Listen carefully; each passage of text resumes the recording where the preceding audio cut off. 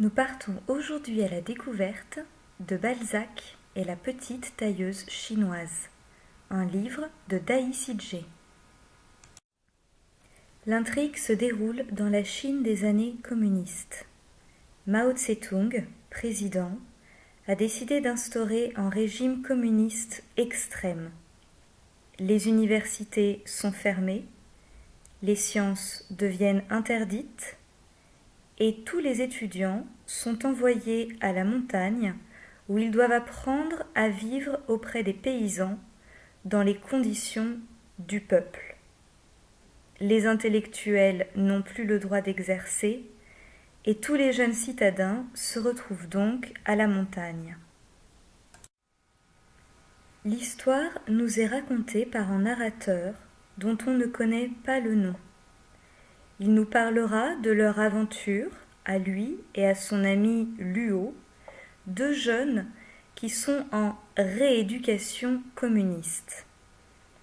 Envoyés sur la montagne du Phénix, dans le village d'anciens cultivateurs d'opium, ils feront la rencontre de la petite tailleuse chinoise, fille du tailleur de la montagne, dont la beauté va rapidement les faire tomber amoureux.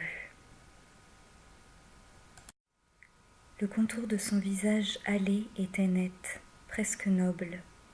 Il y avait dans ses traits une beauté sensuelle, imposante, qui nous rendait incapables de résister à l'envie de rester là, à la regarder pédaler sur sa machine de Shanghai. Mais cette histoire n'est pas uniquement une histoire d'amour. Avant tout, elle est une histoire d'éducation. En effet, les deux amis vont rencontrer celui qu'on appelle le binoclard, un autre garçon envoyé en rééducation qui cache une mystérieuse valise. Cette valise, les héros découvriront bientôt qu'elle est pleine de livres. Pas n'importe quel livre, des livres de littérature européenne, des livres censurés sous la Chine communiste de Mao, des livres interdits pour lesquels on risque la prison. Ces livres vont changer leur monde. À l'intérieur, des piles de livres s'illuminèrent sous notre torche électrique. Les grands écrivains occidentaux nous accueillirent à bras ouverts. À leur tête se tenait notre vieil ami Balzac, avec 5 ou 6 romans, suivis de Victor Hugo, Stendhal, Dumas, Flaubert, Baudelaire, Romain Rolland, Rousseau, Tolstoï, Gogol, Dostoïevski et quelques Anglais, Dickens, Kipling, Emily Brontë. Grâce à ces livres, ils découvriront le pouvoir de l'art. De quelle manière l'art est capable de transformer nos vies. Ils découvriront le réalisme, le romantisme, l'individualisme, autant de thèmes de la littérature européenne qui leur sont complètement inconnus. Le livre Balzac et la petite tailleuse chinoise abordera donc les questions de l'éducation, de l'importance de l'individualisme dans une société où chaque individu doit être conforme aux autres, l'importance de devenir le maître de son destin.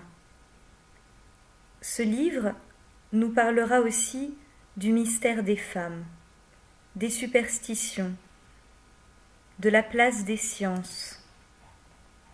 Il nous parlera également des classes sociales, de l'identité, de l'amitié. En somme, c'est l'histoire d'une éducation. Les livres feront l'éducation des garçons. Et Luo, à son tour, décidera de faire l'éducation de la petite tailleuse. Mais quel est le prix à payer? Quel est le prix de l'éducation? Ce livre a reçu le prix Relais du roman d'évasion. il est riche. Il nous permet effectivement de nous évader. Il aborde l'histoire, l'art, le roman de l'individu, l'amour. Il a été adapté au cinéma, dans un film du même nom, ainsi que dans le monde de la bande dessinée, sous le même nom également. Vous trouverez ici les liens de ces deux œuvres, si vous êtes intéressé et que vous voulez en savoir plus. Je vous souhaite une bonne lecture, ou j'espère que vous avez apprécié la lecture que vous avez déjà faite.